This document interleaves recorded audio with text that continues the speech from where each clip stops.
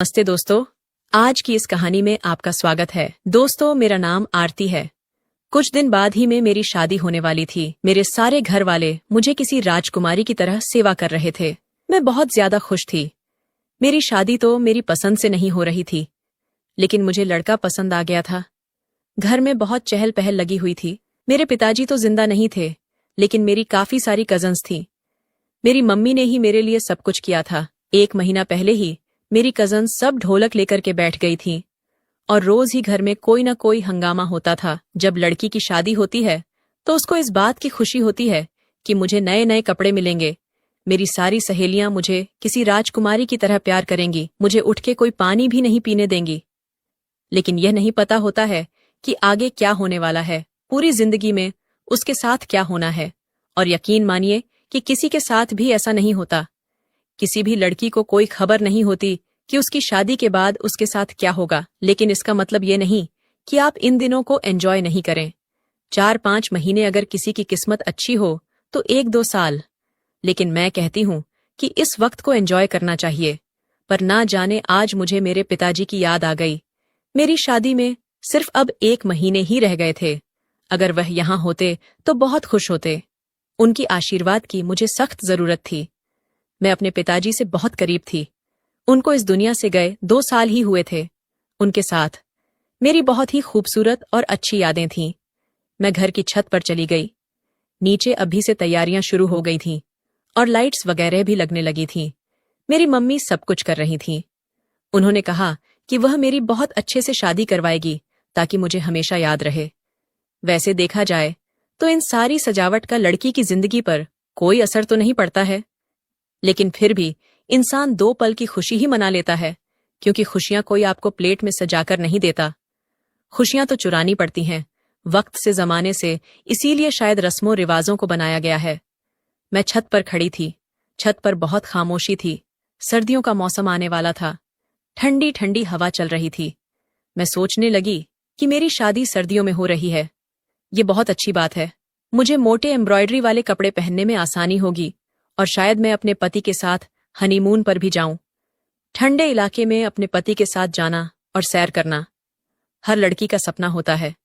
मेरे लिए भी यह मेरा सपना था। खैर, मैंने अपने आप को ही थाम लिया और आंखें बंद कर लीं जब अचानक से किसी ने मेरे मुंह पर हाथ रख के मुझे खींच लिया। उसकी जकड़ बहुत मजबूत थी। उसने मेरे साथ बहुत बड़ा जुल्म कर दिया, मेरे साथ ज्यादती कर दी। जब मुझे नीचे उतारा गया, मैं बेहोश हो चुकी थी। शायद सब लोग मुझे ढूंढते रहे, तलाश करते रहे, और 1-2 घंटे के बाद मैं उनको मिली। छत पर बहुत अंधेरा था। घर को रोशनी से सजा दिया गया था। छत के ऊपर कोई लाइट नहीं लगाई गई थी। छत के ऊपर लाइट का कोई काम ही नहीं था। छत के ऊपर दीवारें भी थीं। दीवार इतनी ऊंची बनी हुई थी कि अगर कोई बैठा भी हो तो नजर नहीं आता।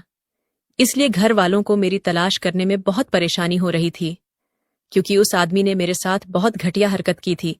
मुझे कोने में एक लाश की तरह रख दिया था। कुछ लोग मुझे ढूंढते हुए छत पर भी आए थे, लेकिन मैं उनको नजर ना आई। जब सुबह की रोशनी फैलने लगी तो मैं उनको नजर आई और मुझे अस्पताल ले जाया गया। मेरी हालत बहुत बुरी थी। ये बात सिर्फ मेरी मम्मी और करीबी रिश्तेदारों को ही पता थी।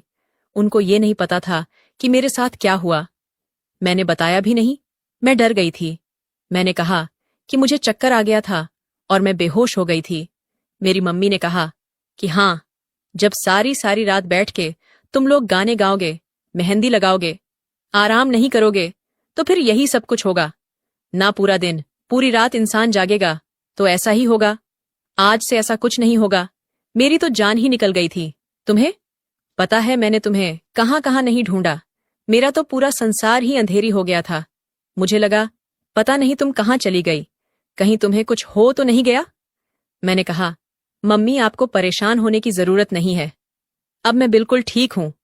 तभी मम्मी कहने लगी, चलो जो हुआ सो हो गया। आज के बाद तुम अपने आप पर थोड़ा ध्यान दो।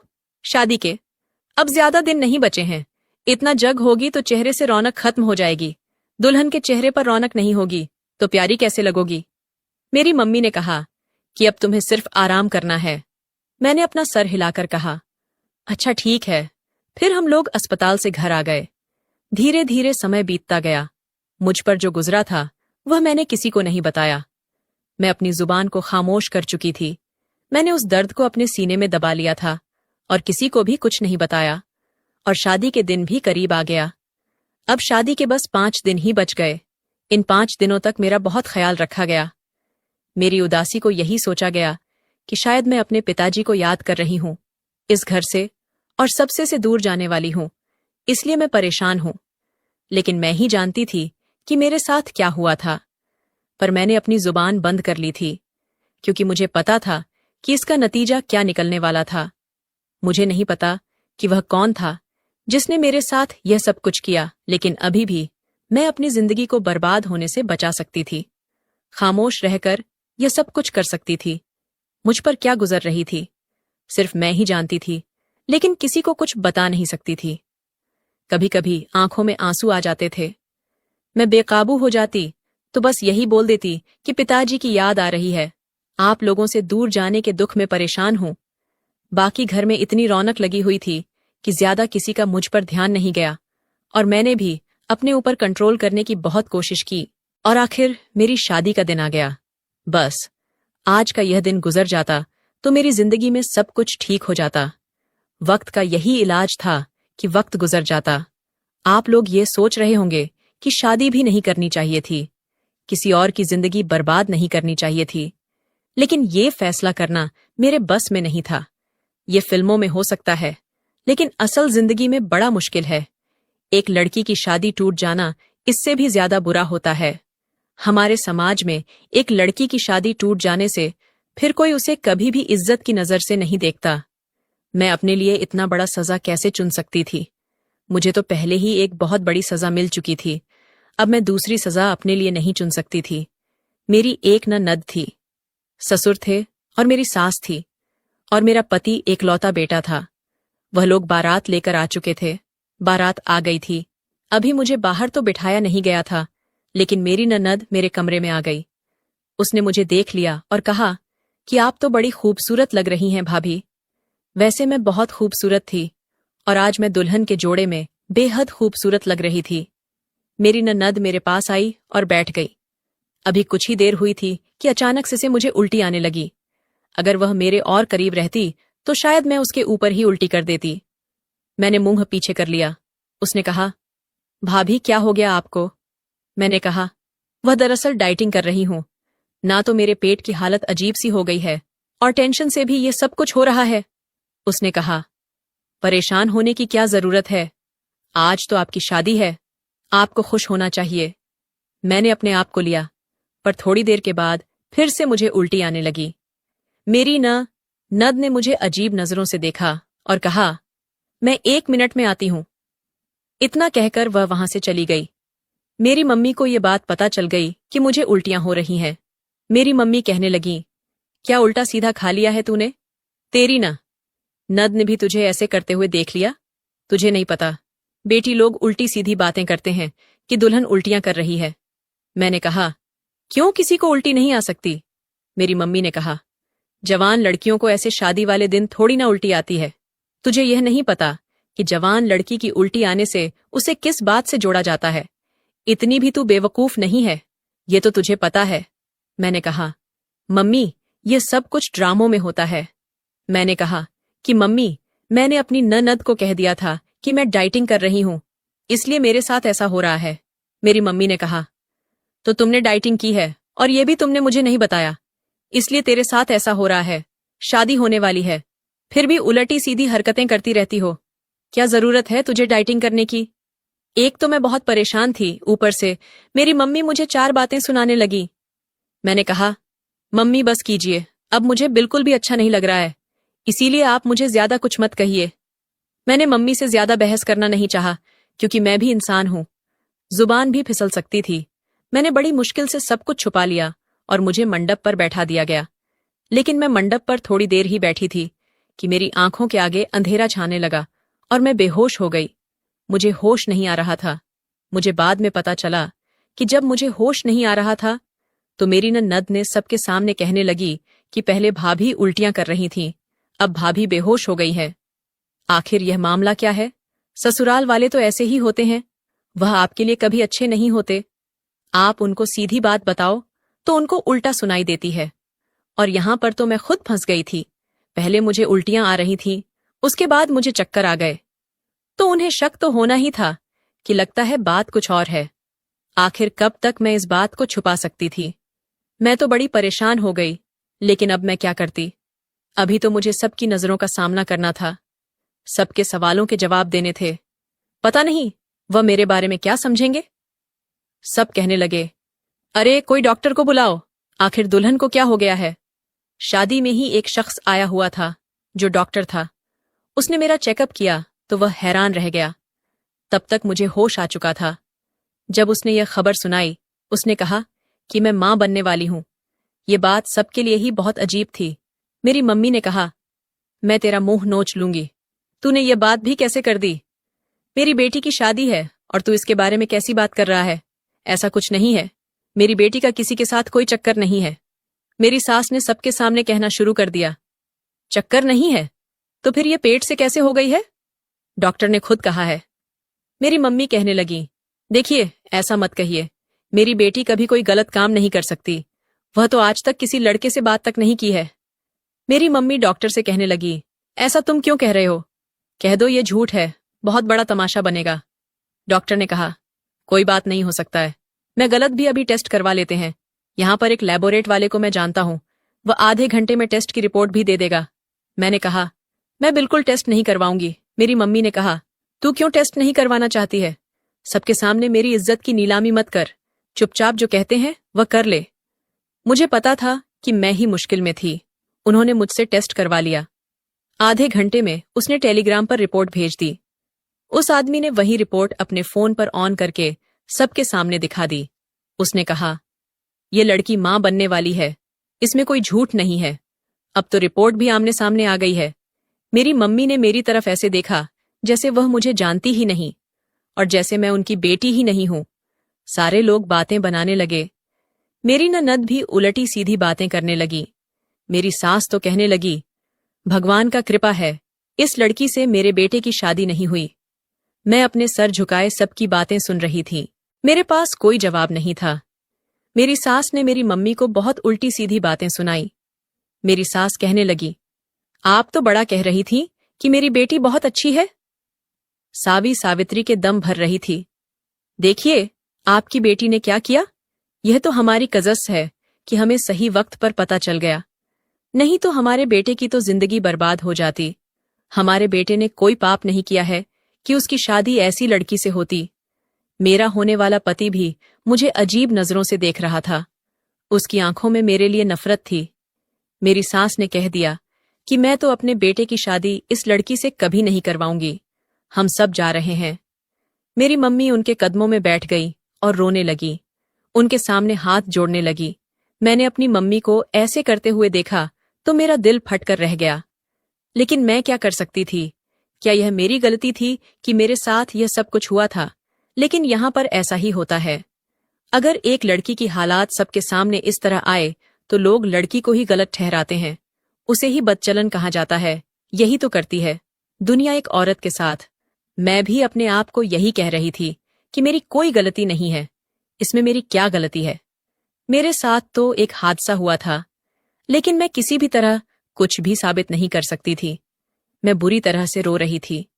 मेरी मम्मी उनके कदमों पर बैठी थी। मेरी मम्मी ने उन लोगों से कहा, ऐसा मत कहिए, आप यहां से चले गए तो मेरी बेटी से कोई शादी नहीं करेगा। उन्होंने कहा, आपकी बेटी मेरे बेटे से क्या, किसी भी लड़के से शादी करने के काबिल नहीं है। आप ये चाहते हैं कि हम इस बदनामी की टोकरी को अपने साथ ले जाएं, ताकि हम भी बेइज्जत होते फिरे। आजकल तो लड़कियों का पैर बड़ी जल्दी फिसल जाता है, लेकिन हमें नहीं पता था कि आपकी बेटी भी ऐसी होगी। क्या क्या नहीं हो रहा है आजकल। पर इसका मतलब ये नहीं कि आंखों देखकर मक्खी निगल ली जाए। वह लोग जाने लगे तो मेरी मम्मी ने उनके पैरों को पकड़ लिया। मेरी सास कहने लगी, हम यहां पर शादी नहीं करने वाले, बस बात खत्म। लेकिन आगे मेरे ससुर ने जो बात कही, उसे सुनकर वहां पर जितने भी लोग थे वह सब के सब हैरान हो गए। मेरी भी कदमों तले से जमीन सरक गई। मेरे ससुर ने कहा कि मैं इस लड़की से शादी करूंगा, मैं इससे शादी करने के लिए तैयार हूं। यह सुनकर तो मेरी सास के भी होश उड़ चुके थे। वह कहने लगी, यह तुम क्या कह रहे हो? तुम इससे शादी करोगे? मेरे ससुर ने कहा, मैं इस लड़की की जिंदगी बचाने के लिए इससे शादी करूंगा, वरना इसकी जिंदगी तो बर्बाद हो जाएगी। मेरी सास ने कहा कि मेरे होते हुए इसके साथ शादी कैसे करोगे? तो मेरे ससुर कहने लगे, वह सब मुझे तुम्हें समझाने की जरूरत नहीं है, मैं चाहूं तो शादी कर सकता हूं। तभी रिसास कहने लगी, ऐसे कैसे कर लोगे शादी? अगर तुमने शादी के लिए अपना एक कदम भी आगे बढ़ाया तो मुझसे बुरा कोई नहीं होगा, मैं तुम पर केस कर दूंगी। तभी मेरे ससुर कहने लगे, तुम्हें जो करना है कर दो, केस करना चाहती हो कर दो, कोर्ट में मुझे लेकर जाना चाहती हो लेकर चली जाना, मगर इतना जान लेना, तुमने अगर मुझ पर केस किया तो मैं तुम्हें छोड़ दूंगा, तुम्हें अपने घर से निकाल दूंगा, तुम घर से बेघर हो जाओगी। मेरे ससुर की ऐसी बातें सुनकर मेरी सास साइलेंट हो गई। मेरा जो होने वाला पति था अपने बाप पर चिल्लाने लगा। तभी मेरा ससुर कहने लगा, खामोश हो जाओ, तुम कोई नहीं सुनेगा, तुम्हारी बात यहां किसी की जिंदगी के बारे में डिसीजन लीक रही है, एक लफ्ज भी नहीं बोलोगे, तुम में हिम्मत है तो फिर कर लो इस लड़की से शादी। वह अपनी नजरें झुकाकर अपनी मां के पीछे हो गया। तभी मेरे ससुर ने कहा, अगर मुझसे किसी ने भी इस बारे में अब बात करने की कोशिश की तो मुझसे बुरा कोई नहीं होगा। मेरे ससुर की उम्र मुझसे कई गुना ज्यादा थी, लेकिन वह कोई खराब आदमी नहीं थे। उनकी उम्र लगभग 42 साल हो रही होगी। दिखने हट्टेड़ थे। उन्हें देखकर कोई नहीं कह सकता था कि उनके 2 जवान बेटा बेटी भी हैं। मेरी सास भी बहुत ज्यादा बड़ी नहीं थी। खैर, मेरे ससुर मुझसे शादी करने के लिए तैयार हो गए, मेरा हाथ थामने के लिए तैयार हो गए।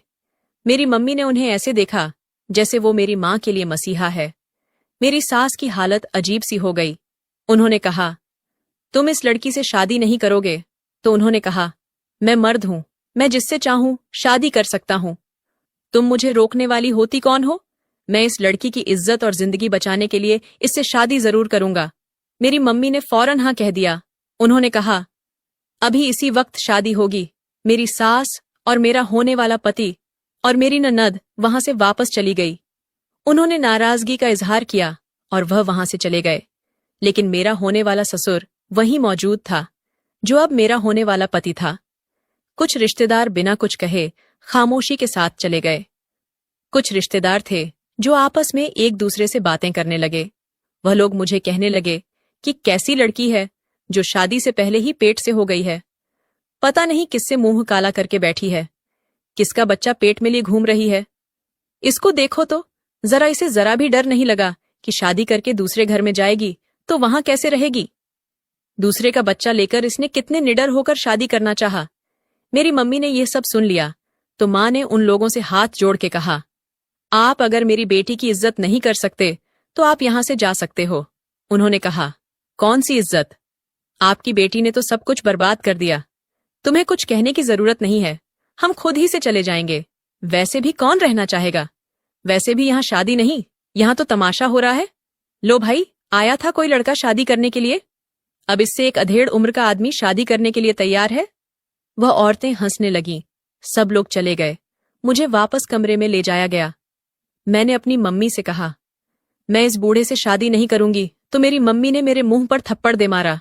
मेरी मम्मी ने कहा, तू इससे शादी नहीं करेगी तो तुझसे कोई शादी नहीं करेगा, और मुझ में अब इतनी हिम्मत नहीं है कि मैं तुझे बिन ब्याही मां बनाकर अपने साथ रखूं और लोग मुझे ताने दें, मेरा जीना मुश्किल करें, तेरा जीना हराम करें।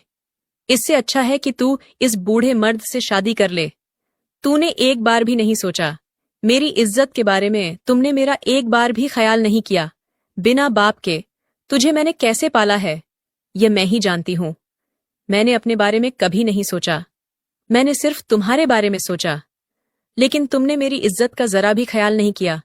तूने मेरी इज्जत का सौदा कर दिया। मैंने अपनी मम्मी से कहा, मम्मी, आप एक बार मेरी बात तो सुन ले, मैं आपको सब कुछ बताती हूं।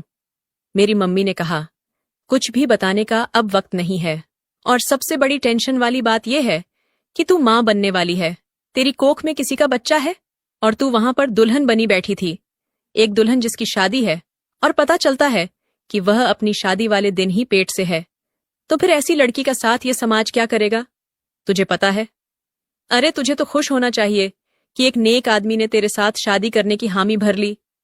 अब तेरी इससे शादी हो जाएगी, तुझे इसका नाम मिल जाएगा, तो इसके घर में चली जाएगी, तेरा खुद का घर परिवार हो जाएगा। अब इससे ज्यादा तुझे क्या चाहिए? मैंने कहा, आपने उसकी पत्नी को नहीं देखा। वह मेरे साथ क्या करेगी? वह मुझे कभी चैन से रहने नहीं देगी।